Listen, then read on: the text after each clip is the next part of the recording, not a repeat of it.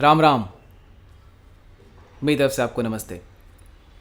ये एपिसोड सिर्फ सवालों के जवाब पर है और जिन जिन लोगों ने सही जवाब दिया है पांचों, हम रैंडमली एक पिक करेंगे नाम और उनसे कांटेक्ट किया जाएगा। एक्चुअली दो नाम पिक करेंगे, उनसे कांटेक्ट किया जाएगा और उनको वाउचर दिया जाएगा। मैं दोबारा रिपीट कर दूं, हमारा जो ये प्रयास है वो सनातन धर्म की कुछ गूढ़ बातों को बताने का है। ऐसी बातें जिसका एक डिफरेंट पर्सपेक्टिव हो, थोड़ी गहराई से हम एक अपनी तरफ से छोटा सा प्रयास कर रहे हैं। आप इसमें अगर हमारी मदद करना चाहें तो कर सकते हैं। आप लोगों तक इसको फैलाएं, लोगों तक इसको पहुंचाएं। ठीक है।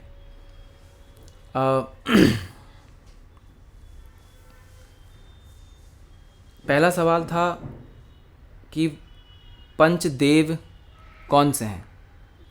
ये पंचदेव कौन है, ये पंच महाप्रेत कौन है। देखिए, मैंने आपको उस बार बताया था कि पंचकृत्य हैं। कौन कौन से पंचकृत्य हैं? सृष्टि, स्थिति, लय, विनाश, तिरोधान या निग्रह और अनुग्रह। इन पंचकृत्यों को कौन करता है, यह हमारा सवाल था। वही हमारे पंचदेव हैं।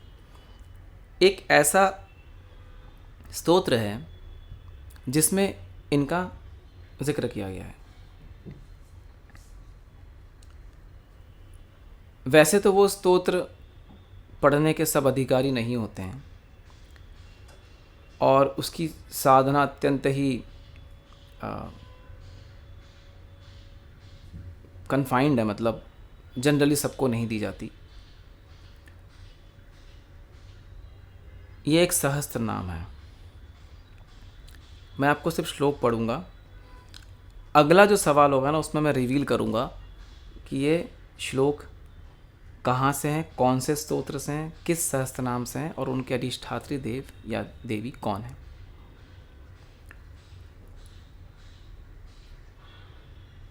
सुप्ता प्राज्ञात्मिका तुर्या सर्वावस्था विवर्जिता सृष्टिकर्त्री ब्रह्म रूपा गोप्त्री गोविंद रूपिणी संहारिणी रुद्र रूपा तिरोधान करीश्वरी सदा शिवानुग्रहदा पंचकृत्य परायणा भानुमंडल मध्यस्था भैरवी भगमालिनी।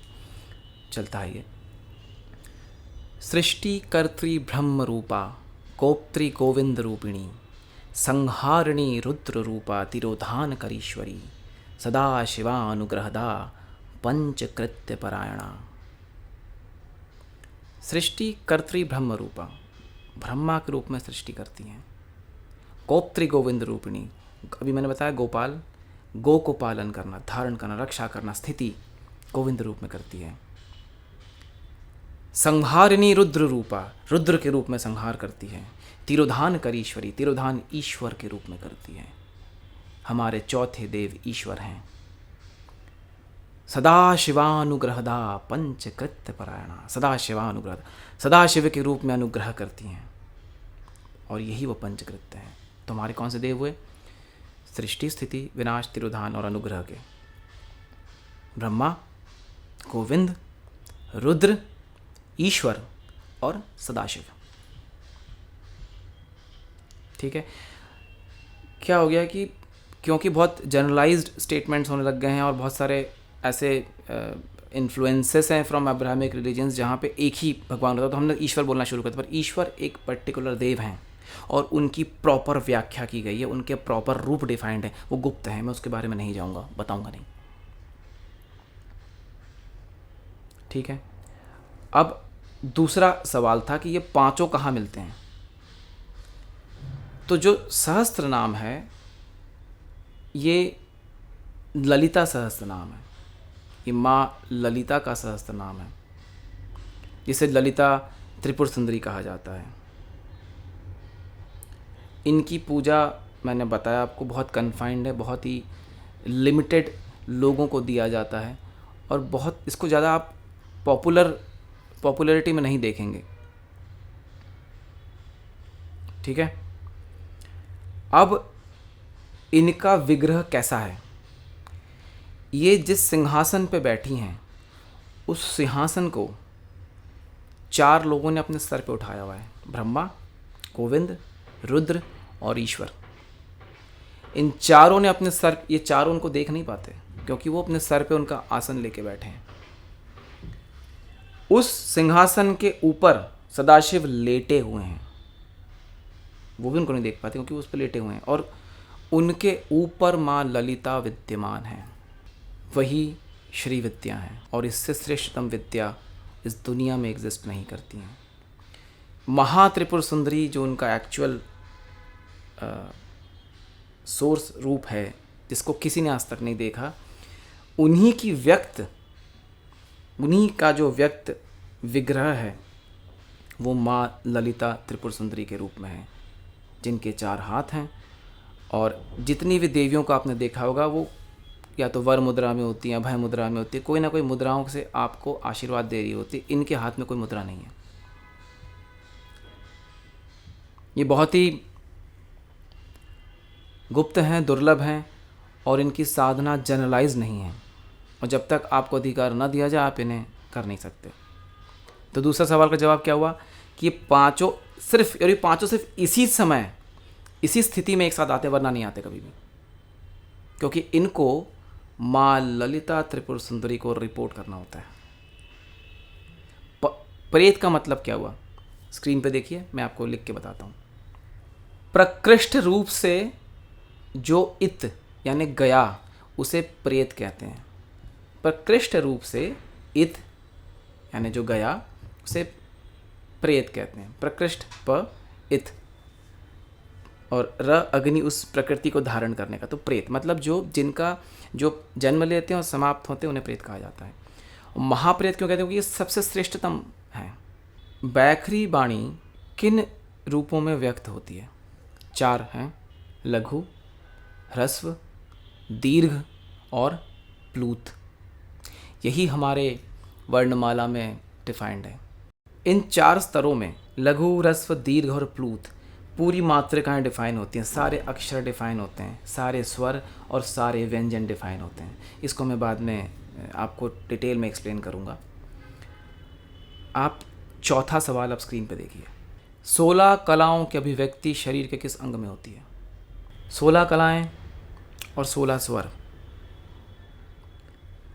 अ से लेके अ आ ई ऊ से अंग अह तक 16 स्वर होते हैं, और ये 16 स्वर आपके किस चक्र में रहते हैं? अगर आप अपने 7 चक्रों को देखें तो पहले मूलाधार है, फिर स्वादिष्ठान है, फिर मणिपुर है, फिर अनाहत है, फिर विशुद्धि है, और इन सब के पटलों पे अक्षर हैं। अगर आप देखें उनके पटल पे तो अक्षर मिलेंगे। जैसे मणिपुर में 10, उसको 10 दल भी कहा जाता है, ठीक वैसे विशुद्धि में 16 हैं, और यही 16 स्वर यहाँ पर बैठते हैं। यही 16 स्वर हैं, यही 16 स्वर विशुद्धि चक्र से आपके शरीर को तृप्त करते हैं,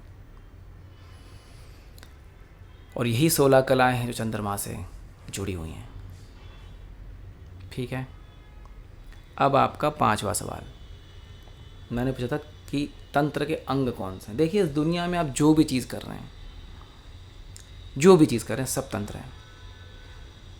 ये जो पहना है मैंने कपड़ा, ये तंत्र है। तंत्र मतलब क्या? एक यंत्र।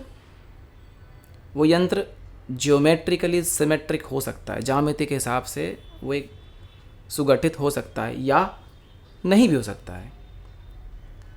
सब कुछ एक यंत्र है, और नाद सर्वत्र है, तो सब में एक मंत्र भी है। उस यंत्र और मंत्र का जो कॉम्बिनेशन है वही तंत्र है। तो सृष्टि ही तंत्र है। इसलिए हम कहते हैं लोक तंत्र, गण तंत्र, अर्थ तंत्र। ठीक है, तो तंत्र एक प्रोसेस है, तकनीक है।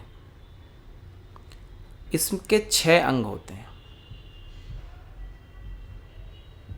जिसमें से एक है नमः,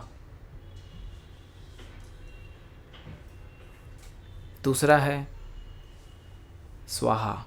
नमः आपको पता है, आप जब पूजा करते हैं तो नमः हाथ जोड़ते हैं।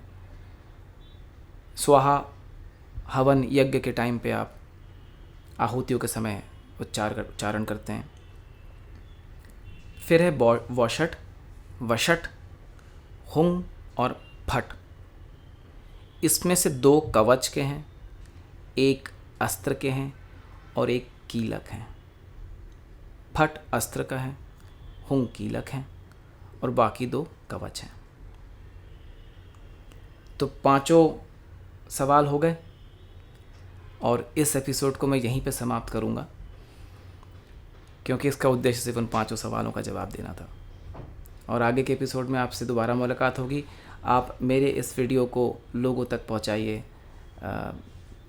अगर आपको ठीक लगता है तो सब्सक्राइब करिए, क्योंकि सब्सक्रिप्शन से इसकी विजिबिलिटी भी बढ़ती है। और अगर आप बेल आइकन दबाते हैं तो मैं अगर कुछ भी वीडियो डालूँगा तो आपको तुरंत नोटिफिकेशन मिलेगा, तो आप उसे देख पाएंगे। ठीक है। और मुझसे जुड़ने के लिए आप कुछ भी अगर चाहें पूछना तो आप नीचे कमेंट में पूछ सकते हैं, या कुछ लिखना चाहें तो लिख सकते हैं। आइए हम सब मिलकर सनातन धर्म की खूबसूरत बातों को लोगों तक पहुंचाएं। नमस्ते, राम राम।